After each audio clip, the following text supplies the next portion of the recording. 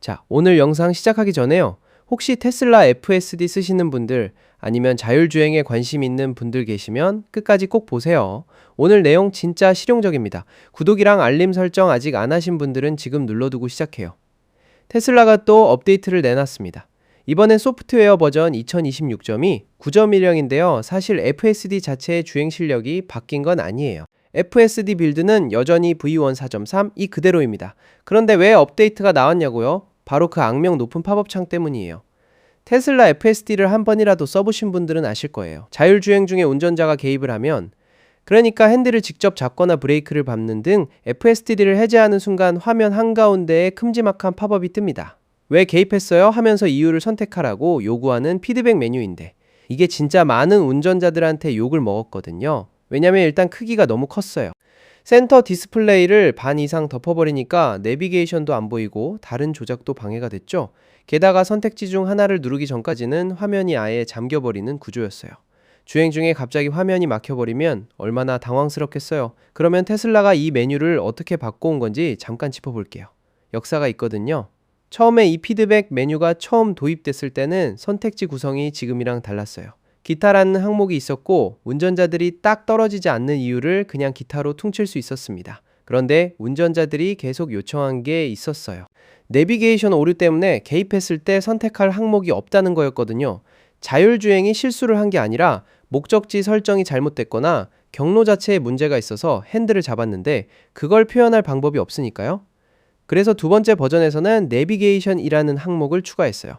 근데 이번엔 반대로 기타 항목이 사라져버린 거예요. 넣으면 빼고 빼면 아쉽고 이걸 세 번째 반복한 게 지금 이 업데이트입니다. 그래서 2026점이 9.10 버전에서 달라진 게 뭐냐면요. 일단 팝업의 크기가 확 줄었습니다. X, 그러니까 트위터에서 테슬라 관련 정보로 유명한 소여 메리씨 공유한 영상을 보면 확실히 체감이 되는데요. 이전 버전이랑 비교하면 훨씬 작고 간결해졌어요. 그리고 중요한 게 하나 더 있어요. 이 팝업이 이제 화면 위에서 위치를 이동한다는 거예요. 내비게이션 지도를 열어놨으면 팝업이 지도를 가리지 않는 자리로 스르르 옮겨가고 음악 플레이어를 보고 있으면 그것도 안 가리게 위치를 잡아요. 동적으로 레이아웃을 조정하는 거죠. 소여 메릿이 직접 이런 말을 했어요. 선택지를 고르기 전까지는 창을 닫을 수 없지만 내비게이션 확인, 공조 조작, 음악 제어, 심지어 드라이브 후진, 파킹 전환까지 전부 다 된다고요. 팝업이 떠 있다고 차 조작이 막히는 최악의 상황은 이제 없어졌습니다. 바로 직전 버전인 2026점이 9.8에서는 어땠냐면요. 사실 그 업데이트는 팝업 메뉴보다 액츄얼리 스마트 섬에 대한 대폭 개선이 주된 내용이었고 팝업 관련 변경도 있었지만 화면 잠금 문제는 여전했거든요. 그래서 이번 2026점이 9.10 업데이트에서 그 부분이 드디어 해결된 거예요. 지금 이 순간에 테슬라가 이렇게 FSD 피드백 메뉴에 계속 공을 들이는 데는 이유가 있어요. 숫자를 한번 보면 이해가 금방 가는데요. 테슬라는 현재 FSD 구독자 기반에서 연간 반복 수익, 즉 ARR 기준으로 5억 4,600만 달러를 벌고 있어요.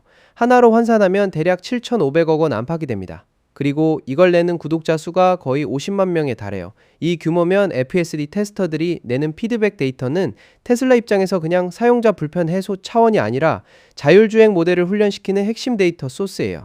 사람이 왜 개입했는지를 알아야 FSD가 어느 상황에서 실수를 하는지 파악할 수 있고 그걸 고쳐서 V15로 가는 거거든요. 그러니까 이 팝업은 단순한 설문창이 아니에요. 테슬라가 자율주행 레벨을 올리는 데 필요한 라벨링 데이터를 실사용자들한테서 직접 수집하는 창구입니다. 그런데 여기서 문제가 있어요. 이번 업데이트에서도 여전히 해결 안 된 부분이 두 가지 있거든요. 첫 번째는 기타 항목이 여전히 없다는 거예요.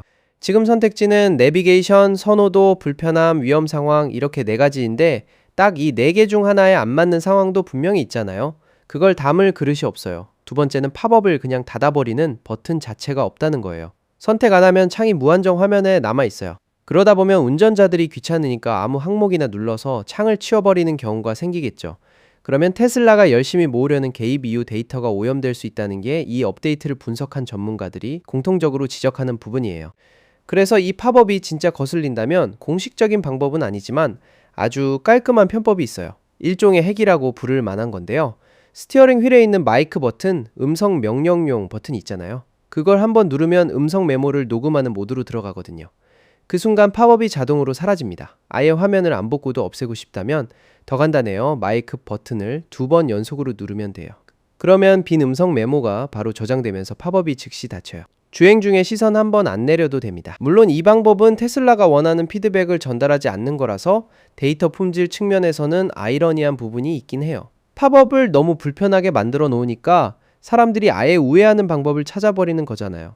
그러니까 테슬라 입장에서도 결국 이 메뉴를 더 직관적이고 덜 방해되는 방향으로 계속 다듬어야 하는 이유가 생기는 거죠. 그러면 앞으로 어떻게 될까요? 테슬라 시니어 AI 엔지니어 윤타차이가 예전에 흥미로운 힌트를 남긴 적 있어요. FSD를 해제하지 않고도 피드백을 남길 수 있는 방식을 테슬라가 연구 중이라는 거예요.